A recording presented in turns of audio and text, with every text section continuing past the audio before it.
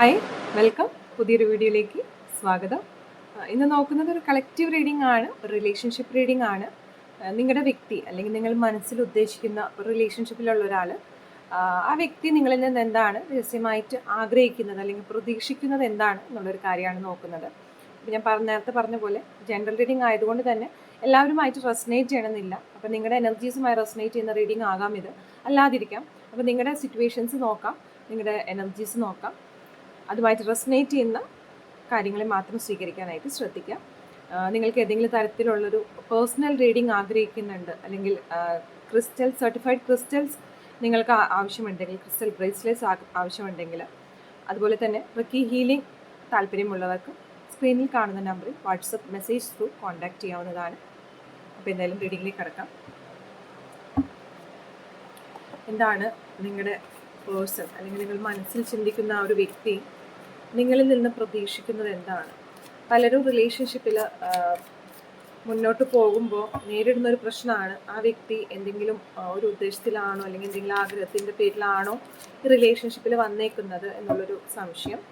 അപ്പോൾ എന്തായാലും നിങ്ങൾക്ക് ഈ ഒരു റീഡിങ് റെസനേറ്റ് ചെയ്ത് നോക്കാവുന്നതാണ്.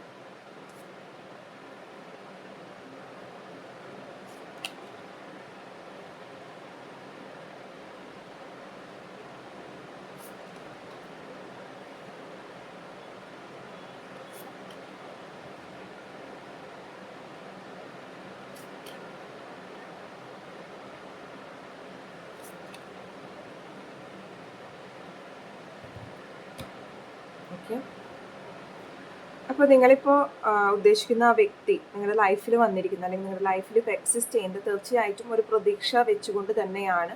ആ ഒരു ഹോപ്പ്ഫുൾ ആയിട്ടുള്ളൊരു പ്രതീക്ഷ അല്ലെങ്കിൽ ഹോപ്പ്ഫുൾ ആയിട്ട് തന്നെയാണ് അവർ ഈ റിലേഷൻഷിപ്പിൽ നിൽക്കുന്നത് അല്ലെങ്കിൽ നിങ്ങളുടെ ലൈഫിലുള്ളത് എന്ന് തന്നെയാണ് ഇവിടെ മനസ്സിലാക്കുന്നത്. കാരണം സ്റ്റാർ കാർഡാണ്.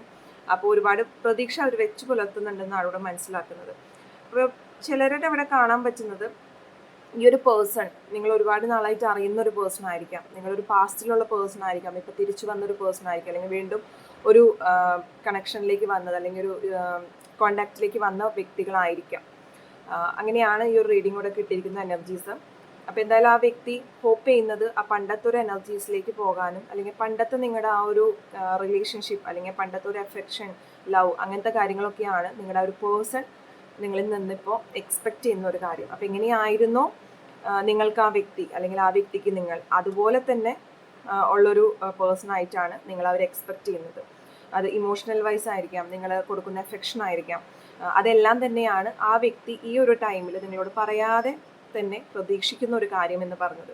ആ വ്യക്തിയെ സംബന്ധിച്ചിട്ട് ഒറ്റപ്പെട്ട ഒരു അവസ്ഥയിലൂടെയാണ് ആ വ്യക്തി ഇപ്പം നടന്നു പോകുന്നത്.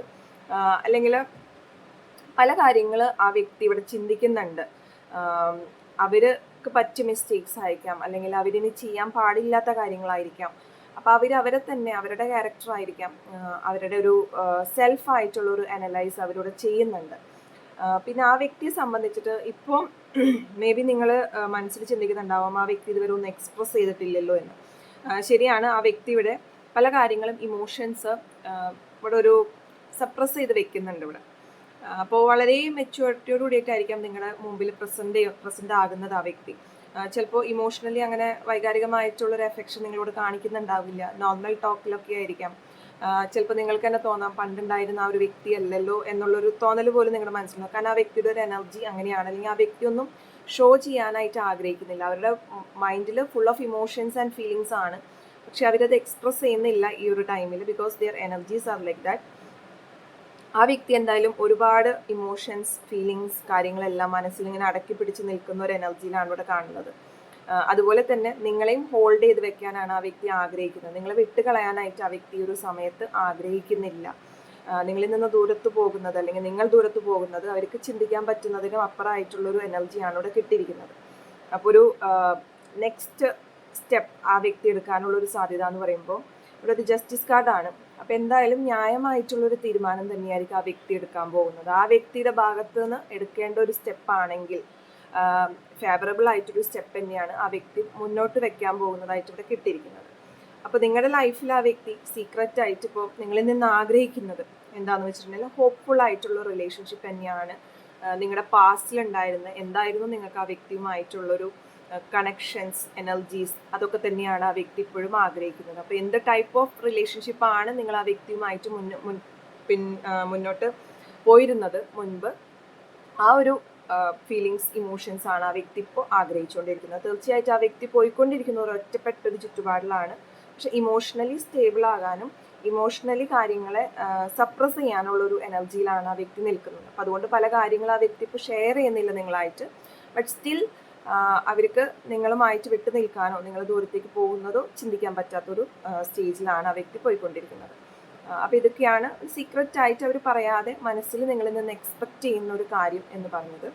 റീഡിങ് ഇഷ്ടപ്പെട്ടുവെങ്കിൽ തീർച്ചയായിട്ടും ചാനൽ സബ്സ്ക്രൈബ് ചെയ്യാനും നിങ്ങളുമായിട്ട് റെസനേറ്റ് ചെയ്തുവെങ്കിൽ കമൻറ്റ് സെക്ഷനിൽ രേഖപ്പെടുത്താൻ മറക്കരുത്. എല്ലാവർക്കും ഒരു ശുഭദിനം നേരുന്നു.